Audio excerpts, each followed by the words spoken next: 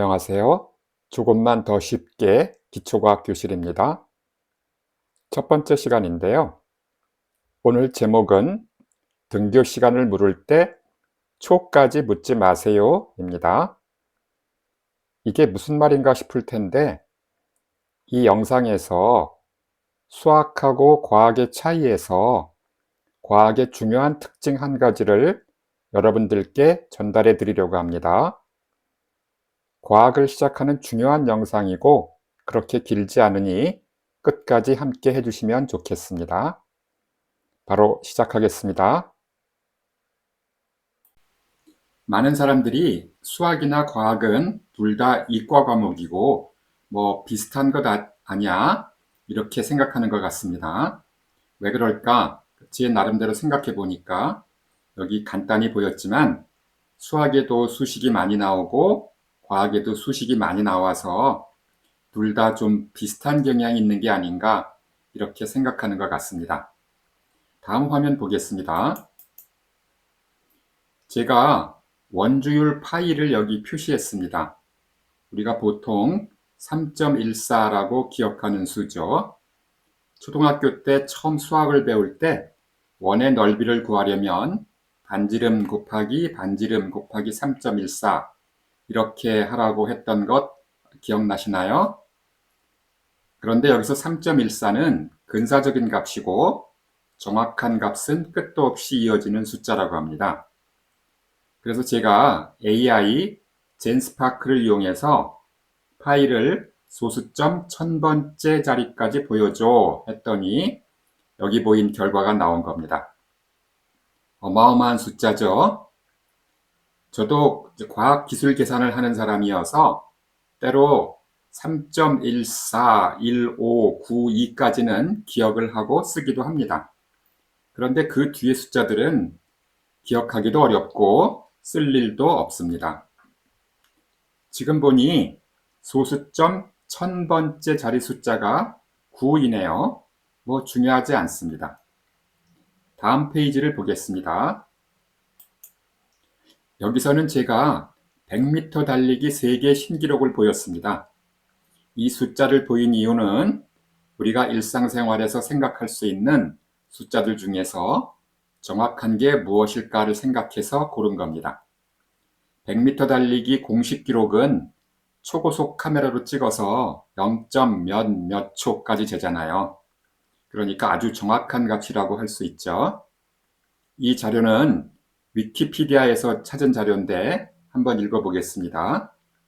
현재 세계 기록은 우사인 볼트가 2009년에 기록한 9초 58이다.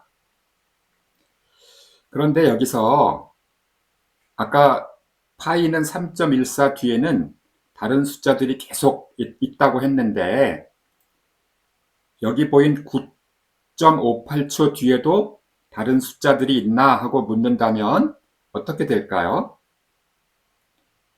파이는 소수점 1000번째짜리 숫자도 구할 수 있었는데 우사인 볼트의 기록 9.58초 뒤에도 소수점 1000번째짜리를 구할 수 있을까요? 여러분은 어떻게 생각하세요? 확실한 건 1000번째 자리가 무엇인지 우리가 알 수는 없다는 겁니다. 그러면 이렇게 1000번째 자리를 알 수 없다는 게 좋은 기계가 없어서인지 아니면 다른 이유가 있는 건 아닌지 그런 걸 한번 생각해 보고 싶습니다. 다음 페이지 보겠습니다. 제가 여기 두 가지 이유를 적어 보았습니다. 다른 이유들도 더 많이 있겠지만 여기서는 간단하게 이 두 가지만 생각해 보도록 하겠습니다. 첫 번째는 우리가 쉽게 이해할 수 있는 이유, 즉 좋은 기계가 없다는 겁니다. 이 세상에 소수점 1000번째 자리까지 잴 수 있는 기계는 어디에도 없습니다. 두 번째 이유는 소수점 1000번째 자리가 의미가 있을 만큼 어떤 용어를 정확히 말하는 게 어렵다는 겁니다. 이 부분이 오늘 영상의 핵심인데 언뜻 이해가 가지 않는 말이니 다음 페이지에서 설명하겠습니다. 여기서는 앞에 설명을 위해서 등교 시간이라는 걸 생각해 봤는데요. 등교 시간이 뭘 의미하는지는 우리가 다 잘 알고 있죠. 여러분이 직장인이라면 출근 시간이라고 해도 좋습니다. 우리는 친구들끼리 이야기할 때 너 학교 오는데 얼마나 걸리니? 이런 질문 많이 합니다. 우리 모두 이런 질문이 뭘 의미하는지 잘 알고 쉽게 대답합니다. 누구는 25분 걸린다. 아니면 30분 걸린다. 아니면 1시간도 더 걸린다. 이렇게 이야기하죠. 그런데 이때 등교 시간을 몇 분, 몇 초까지 이야기하는 경우가 있던가요? 너 학교 오는데 몇 분, 몇 초 걸리니? 이렇게 질문하는 경우 있습니까? 만약에 어떤 친구가 이렇게 물어본다면 아주 이상하게 생각할 겁니다. 왜 그럴까요? 사실 우리가 등교 시간이라고 서로 이야기할 때 실제로는 사람마다 의미가 조금씩 다를 수 있습니다. 누구는 등교 시간을 학교 정문에 도착하는 시간이라고 생각할 수 있고, 어떤 사람은 교실 앞까지 오는 시간이라고 생각할 수도 있고, 아니면 어떤 친구는 자기 책상 자리에 앉을 때까지를 등교 시간이라고 얘기할 수도 있겠죠. 그래서 각각의 경우마다 몇 분 또는 몇 초 차이가 있을 수 있습니다.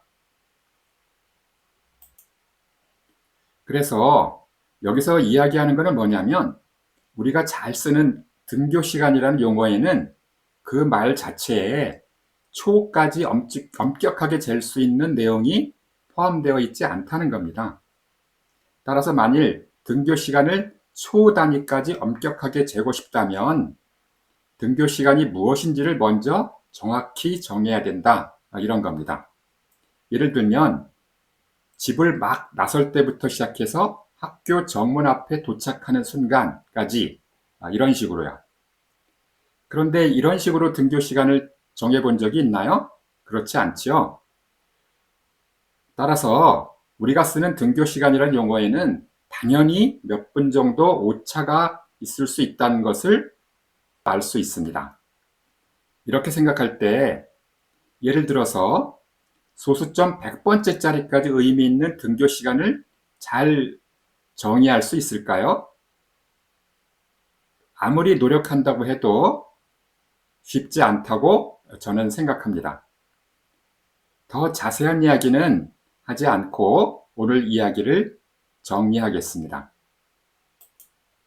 네, 결론입니다. 과학은 현실 세계를 다루기 때문에 수학하고는 다르게 소수점 1000번째 자리라는 숫자를 말하기가 어렵습니다. 이를 좀 까다롭게 표현하면 여기 써놓은 대로 이렇게 말할 수 있겠습니다. 과학에서 쓰이는 용어와 그 값은 적용되는 범위와 한계가 있다. 이게 오늘 제가 드리는 결론입니다. 그런데 이 결론이 너무 딱딱하게 느껴져서 조금만 더 쉬운 결론으로 마무리하겠습니다. 등교 시간을 물어볼 때 초까지 물어보지 마세요. 무슨 뜻입니까? 등교 시간이라는 용어에는 초 단위까지 잰다는 생각이 없다는 겁니다. 달리 말하자면 100m 달리기 기록을 이야기할 때 소수점 1000번째 자리 숫자가 무엇인지 물어보지 말자는 겁니다. 이런 뜻입니다. 조금 느낌이 오나요? 오늘 준비한 영상은 여기까지고요. 어려운 수업하느라 수고하셨습니다. 비슷한 주제로 곧 다시 찾아오겠습니다. 구독과 알림 설정 부탁합니다. 감사합니다. 다음 시간에 만나요.